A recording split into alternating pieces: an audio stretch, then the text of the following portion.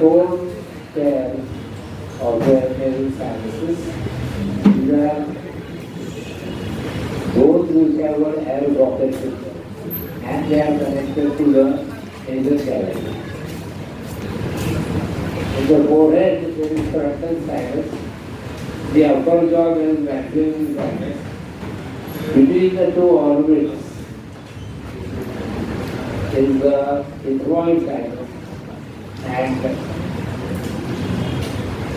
behind the orbit is the sphenoid sinus. All these four air-filled spaces are connected to the nasal cavity. That's why they are called as paranasal air sinus. Because they are lined by epithelium, there is a chance for them to turn cancers.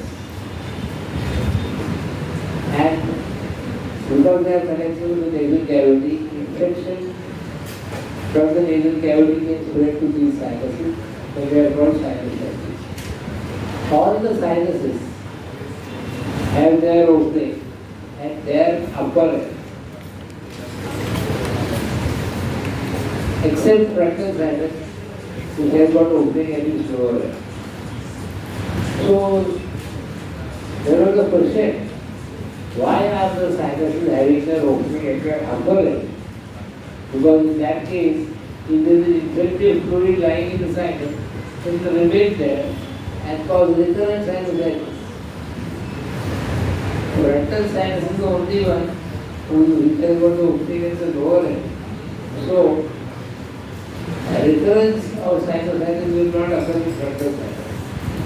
Suppose you can get a new infection, but the same infection will not recur in frontal sinus because no fluid will accumulate in the frontal sinus because of their opening in its lower end. The reason why sinuses have their opening in the upper end is so that when you take in a cold breath of air, air will enter the sinus, get warm and rise upwards, and then come back to the respiratory respiration. So you want warm air to reach the trachea and the lungs. So sinuses are one of those things which help in warming the air.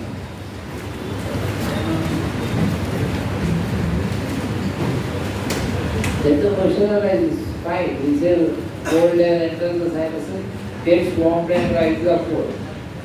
Then the question arises as to why frontal sinus has got its opening at its lower end. Because the air will go in, remain in the frontal sinus, get warmed up, try to go upwards, and then to escape there.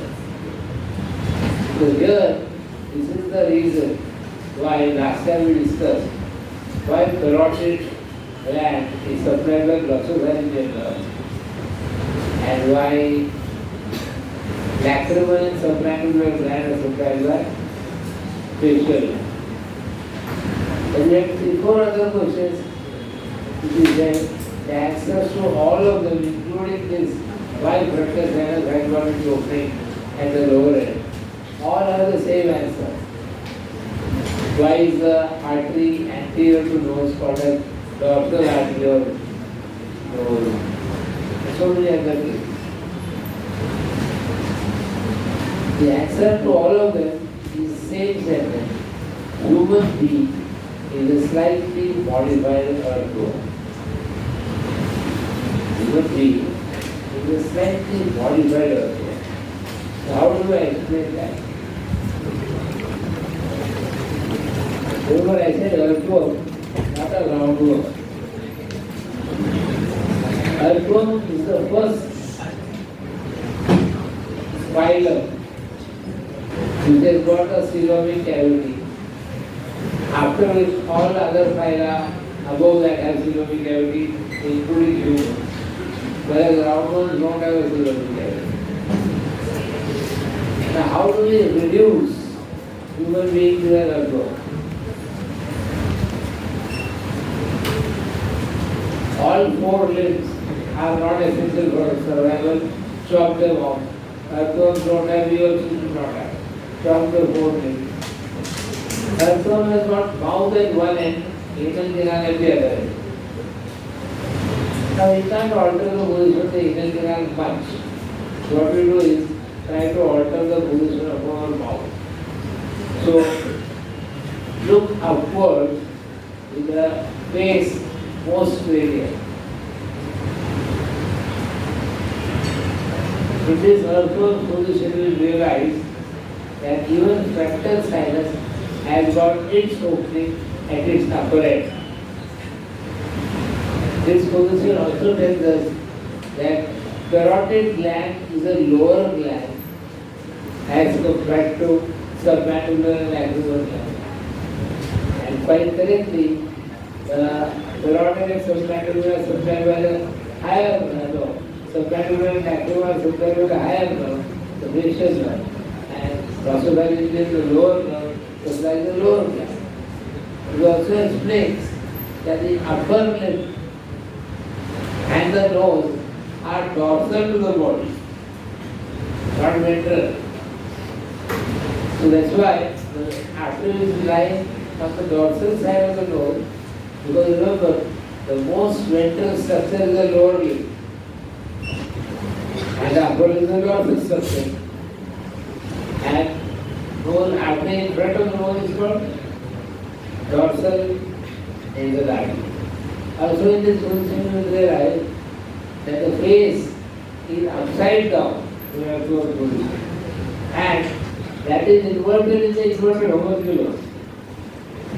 Therefore the face appears to be upright. The rest of the body is inverted. The face appears to be upright because the developmental position of the face is upside down. So upside down representation makes the face right there. As I explain all the things, it also explains even frontal sinus and its opening of its upper end. The most notorious for cancer is maxillary aside. Maxillary aside is so strategically located that if the cancer grows, it can affect different structures. If it grows anteriorly or laterally, it will produce a swelling of the face. If it spreads inferiorly, it will communicate with the oral cavity and get a oral fistula. If it communicates posteromedially, it will affect pterygopolytic fossa with the maxillary nerve there. If it grows posterolaterally, it will go to the infratemporal fossa and affect the mandibular nerve. If it grows superiorly, it will break through the floor of the orbit and the eyes will get deviated. And if it grows medially, it will erode the lateral wall of the nose and completely, and then the bleeding frontal nose. So cancer can grow upward, downward, lateral, anterior, medial, posterior. This here, the spread of cancer can affect any or all of these structures, depending on which direction it grows.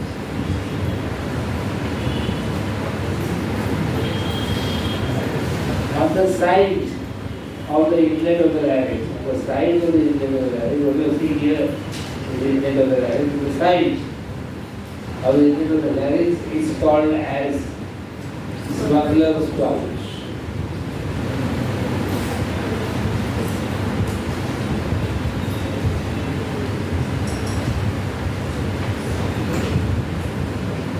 Diamond smugglers keep the diamonds there when they are trying to smuggle it there. And because you try to open the oral cavity, you will not see it because lower down. And why don't they keep gold and silver there? Because that will become a metal detector. Diamond will not be. Because that's a carbon isotope. So diamond smugglers used to smuggle diamonds there. Of course, if that diamond slips and goes through the esophagus to the stomach, it will produce a gastrocolic fistula, shortcut straight from stomach through transfistula. That causes peritonitis and death within 4 hours. So before you start smoking diamonds, Make sure you start in ice cubes. Then in case that slips, it will become water. And then after you have got adequate practice, then you can start smoking cannabis. Alternate profession. Fish bones when get stuck there, has to be carefully removed because internal laryngeal nerve enters at this side first, and because this passage is not necessarily required for food to pass through, because food usually passes from the posterior part of the larynx and not from the anterolateral part of the larynx. Cancer in the smuggler's pouch is detected by DNA. Till it has spread to different areas, you will not get obstruction, you will not get dysphagia when there is cancer of the smuggler's pouch. So, three applied aspects: diamond smugglers, fish bone, and cancer spread. There is a space in the nasopharynx posterior to the opening of eustachian tube. That space is called as pharyngeal recess of Rosenberg. In earlier times, when the eustachian tube used to be blocked, that would give rise to severe earache. It still causes, but nowadays the advent of antibiotics, you don't let the infection remain there. You quickly treat it. That the eustachian will not permanently blocked. But earlier when eustachian used to block, no antibiotics, severe pain, what ENT surgeons try to do is try to force a catheter to the eustachian tube so that it opens up, and through that catheter air will communicate with the middle ear so that there is equalization of pressure on either side of the middle ear so the earache goes away. When you try to force the catheter into the eustachian tube, there is nothing wrong. But in case of passing into the eustachian tube, you pass in the space behind the eustachian tube, the pharyngeal recess of Rosenberg, and force the catheter through that space, you will perforate the nasopharynx and go outside laterally. Immediately lateral to the pharyngeal recess lies the internal carotid artery, very close to the pharynx.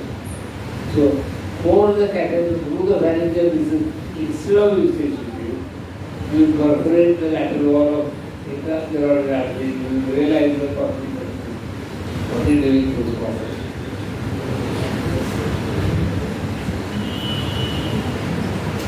The constrictors of pharynx are superior, middle and inferior. Inferior constrictor has got two parts. That which arises from thyroid, thyropharynx, and that which arises from cricoid, cricopharynx. Thyropharynx is a weak muscle, cricopharynx is a thick muscle. Because cricopharynx also acts as a sphincter, so that air does not enter the esophagus and stomach during breathing. Air does enter when you are swallowing. That's why you have to burp it out later.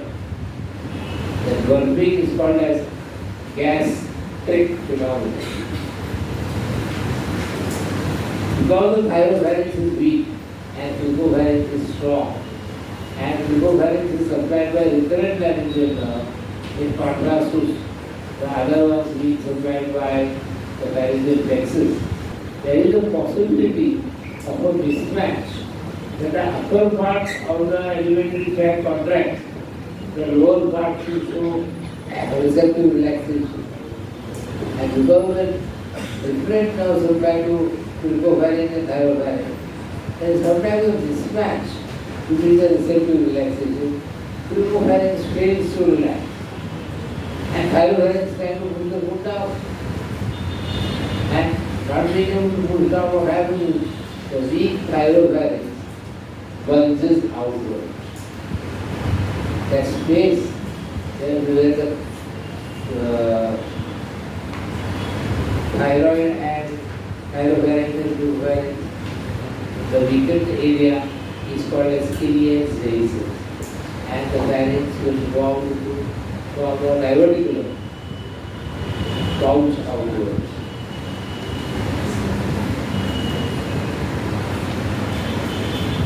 Tonsils, parotid tonsils, are supplied by 5 arteries. The main artery is the branch of facial, which is called as tonsillar branch of facial. There are other arteries which also supply the parotid tonsil. Ascending pharyngeal branch of external carotid, ascending palatine, a branch of facial.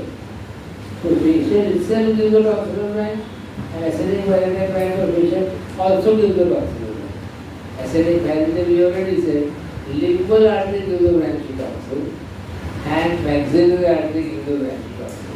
The ascending palatine branch, the greater palatine. So 5 arteries, main tonsillar branch, ascending pharyngeal, lingual, ascending palatine, maxillary. So you are removing the tonsillectomy. You have to remove the tonsil from the bed. Tonsil is removed, the arteries stop bleeding by themselves, because all these arteries supply the tonsil after passing through a muscle. And when the tonsil is removed, the muscles surrounding the tonsil go into contraction. When the muscles surrounding the tonsil go into contraction, automatically the blood vessels get occluded and bleeding stops. So this is one of those areas where you can do a guillotine amputation. Guillotine amputation are those which were done in France, where a person, the neck was kept in the groove, and an axe used to come and chop off. So don't bother about bleeding vessels and other things. Tonsil is one of those areas where you can do guillotine amputation because blood vessels automatically occlude because they are passing through the muscle. But problem arises if one of those arteries get clotted.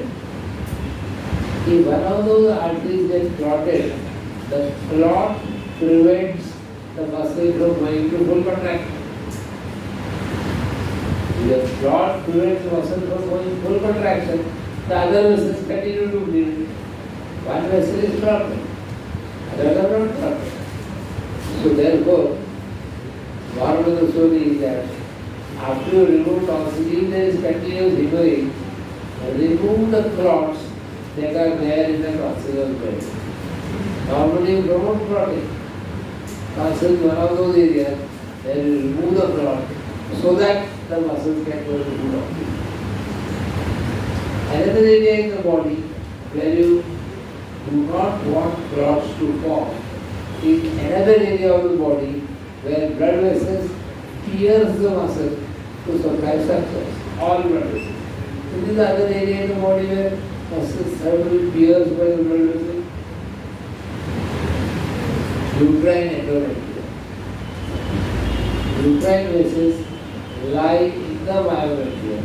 They have to pierce the myometrium to supply the endometrium. So after pregnancy, if there is continuous postpartum hemorrhage, you have to check the uterus if there are any clots or part of placenta etc. inside the uterus that needs to be removed. Until they are removed, the myometrium then go into full contraction and upload the blood supply to the myometrium.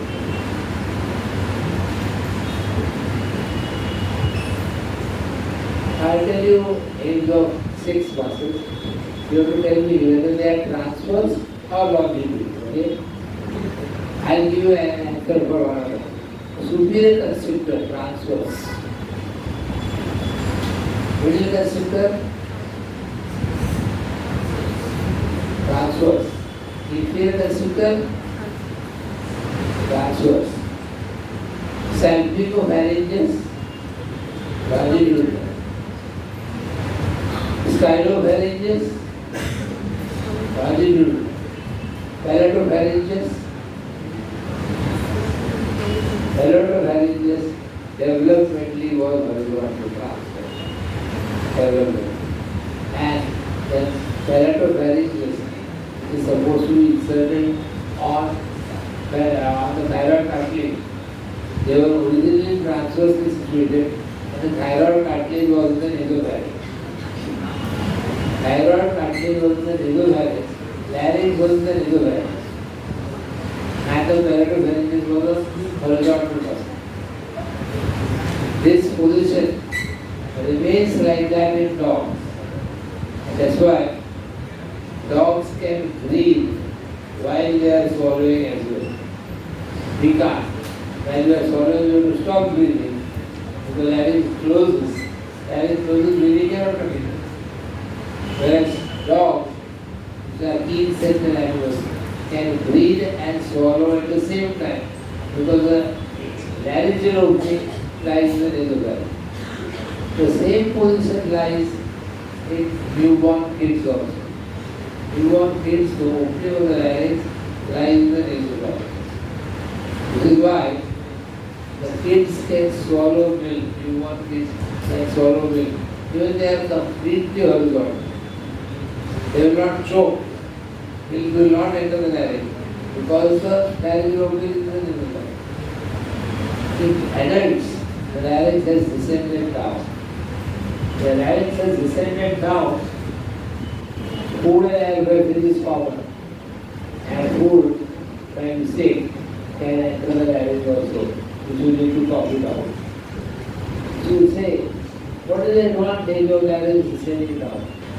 Larynx descended down so that the supralaryngeal structures, the pharynx and the oropharynx, the palate, the tongue, the teeth, the lips, all can be used for articulation. Sound is produced by the larynx. It is converted to words by the pharynx, the soft palate, the tongue and hard palate, the teeth and the lips. And notice, we are going from an inferior to superior sequence, pharynx lowered up, then comes soft palate, then tongue and hard palate, then teeth, then lips. And exactly similar is the Devanagari concept. It starts off with K series. K is a pharyngeal sound. Then Ch is the soft palate sound. T is tongue and hard palate. K is tongue and teeth. P is lips. Very scientific arrangement of the sequence of concepts. Look at English. A, B, verb. The concept of verb all groups together. And that is because English is copied from Greek, alpha, beta, to try to follow the same sequence. Right? The word alphabet in English comes from alpha, beta. Say your alphabets, alpha, beta, they have a letter. That's what you added is definitely. So, when the larynx descends down, the palatopharyngeus muscle, which was originally horizontal, becomes vertical. But few fibers of palatopharyngeus remains horizontal. Few fibers of palatopharyngeus remains horizontal, and they are at the level of soft palate.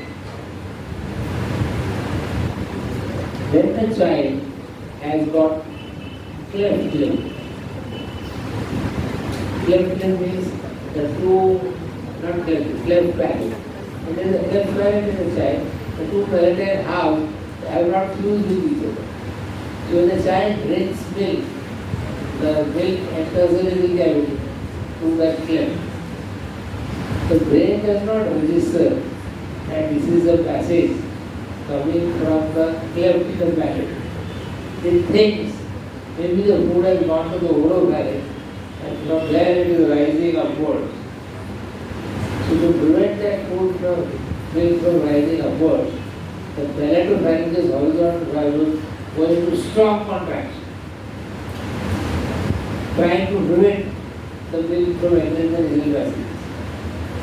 Of course, it doesn't help because you are closing somewhere else, but still the muscle goes into a strong contraction, and eventually that muscle, horizontal fiber, gets hypertrophy.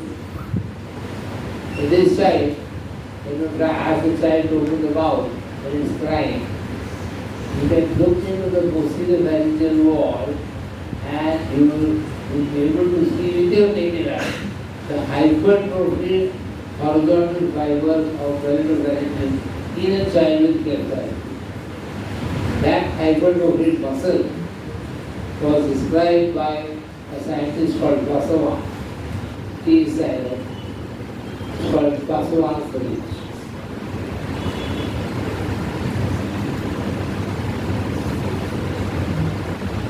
We discussed the other day that tracheostomy is high middle and low.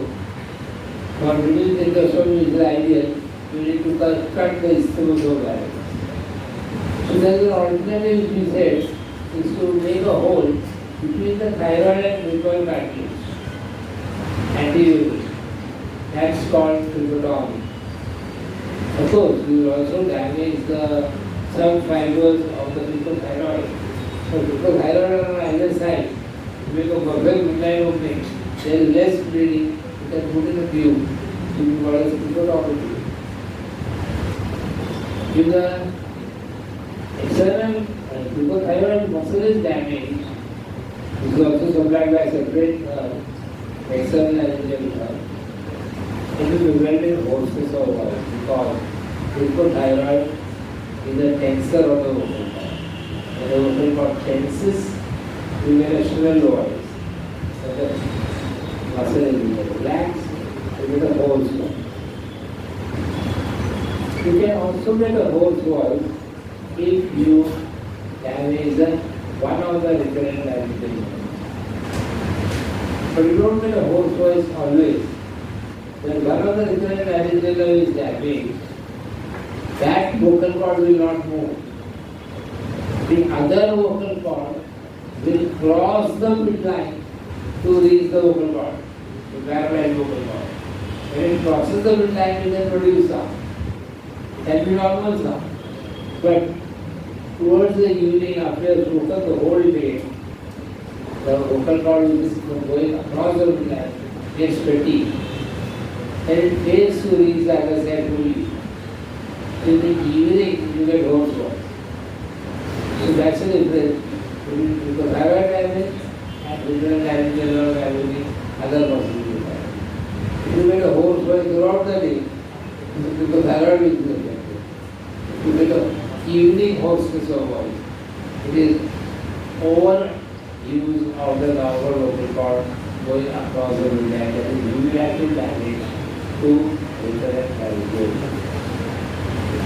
If you are not that bad a surgeon, you will not completely damage the recurrent laryngeal nerve during thyroidectomy. But what happens is, you can have a partial damage of the both recurrent laryngeal. Because you handled the nerve, both recurrent laryngeal nerve can be partially damaged.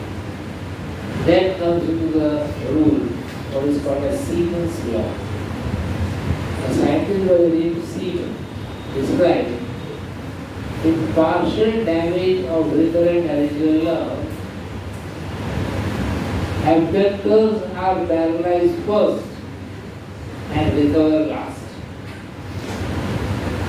In partial damage of recurrent laryngeal nerve, abductors are paralyzed first and recover last. This appears to be absurd. If abductors are paralyzed first, the vocal cord will go into reduction. And the person is choked. You have to do any more this is tracheostomy or a tracheotomy. Then next one is required. And then recover also last. That means if the abductors are first paralyzed, then the adductors are paralyzed. Then the adductors recover first, abductors do later. This is again bad. When they are recovering, if adductors have recovered and abductors have still not, vocal cord will go to swallow. So you have to keep the tracheotomy or a tracheostomy or a tracheotomy till such time that the abductors have fully recovered. This point clear? We will say, why are the abductors paralyzed first? The fibers supplying posterior rhomboid This is the only abductor vocal cord, lie on the outside of the recurrent lavicula. The fibers of the abductors lie peripherally. The fibers of the adductors lie in the center. So, partial damage only to the peripheral. And again, see, why did God or whoever made keep the fiber of the abductor outside? The reason is, in people with diabetes mellitus, which is quite a common metabolic disease, which causes microvasculitis, including the blood vessels which supply the nerves. So it's called neuropathy, diabetic neuropathy. The nerves are involved, there is neuropathy. When only blood vessels are involved, it's vascular. It affects the vessels and eventually the nerves. The nerves which are most affected are the inner nerves, because blood vessel comes from outside. So, abductors are the least affected in vascular disease and adductors are most. So what happens is, fibers of abductors are kept outside, so they can take the nourishment as early as possible, so that the vocal cord remains abducted. Vocal cord never came, nerve never knew that some surgery is going to come and damage you partially, then I should not lie outside. If it was lying inside, diabetes will affect you. If it is lying outside, surgery will affect you. Either way it will go. Anyway, so that's the secret law. In partial damage of recurrent lavicula, abductors are paralyzed first and recover last. But if the nerve is completely damaged, then the vocal cord will remain in a between adductor and abductor position, what is called as cadaveric position. Then you describe that the other vocal cord will cross the midline and reach here. Suppose you are a really bad surgeon and you are damaging both the recurrent lavicula completely, the vocal cord will remain in a cadaveric position. If the person after he recovers from anesthesia and speak, the vocal cord is not adductor. There was this young dynamic surgeon, but because he was young, he was not experienced enough. He damaged both the recurrent lavicula completely in an aristocratic way. He realized after the surgery that he had damaged. The person had hoarseness, but he thought that can also be because of tracheostomy tube, because the endotracheal tube which was used during anesthesia. There can be some edema, which can result in some hoarseness. And he realized this is only damage. In fact, he called the lady after 7 days. Let's see, by then the edema etc. will go away. Look through the laryngoscopic mirror, ask the person to speak. Vocal cords are not moving at all. And the lady had a very rich husband. He knew his career is gone. Anyway, he decided best thing is to apologize. First of all, he sent the lady outside and called the husband in. As soon as the husband entered, before he could apologize, the husband said, "Thank you, Doctor, thank you."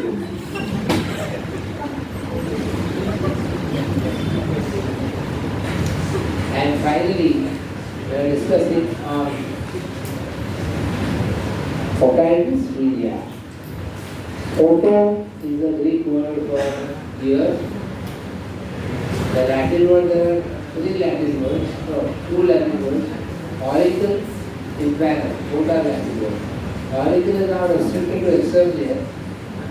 Impanel is restricted to middle ear. Inner ear is called labellum. Inner ear is labellum. So, infection of internal ear is called labyrinthitis. Infection of middle ear is called otitis media. Infection of external ear is called otitis externa. Otitis externa is not a problem at all. Otitis media is a problem. It's an enclosed space. The infection has entered there through the eustachian tube. They are more common in children because the eustachian tube is wider and straighter in children. In adults, the eustachian tube is narrower and more oblique. The infection of the nasal rhinitis is very common in children, and they can get complicated as otitis media because of the infection passing to the eustachian. As the pus accumulates there, it will try to break free. So first, it enters the mastoidal sinus and causes mastoiditis. If the pus keeps accumulating, it will break through the lateral wall, and till when it is broken, pus comes out to the external wall. It can break through the inferior wall and posterior inferior wall, affecting the internal jugular vein or the sigmoid dural venous sinus. It can't spread anteriorly because the infection has come from anterior. It can't spread medially because the internal layer is entirely bone, subbone. But it can spread superiorly because the tegmentum and the roof of the layer is very weak bone. It can break through the superior wall and affect the meningitis. Or even worse, penetrating the meninges, it will enter the brain and it will cause temporal abscess. So these are the complications of otitis media.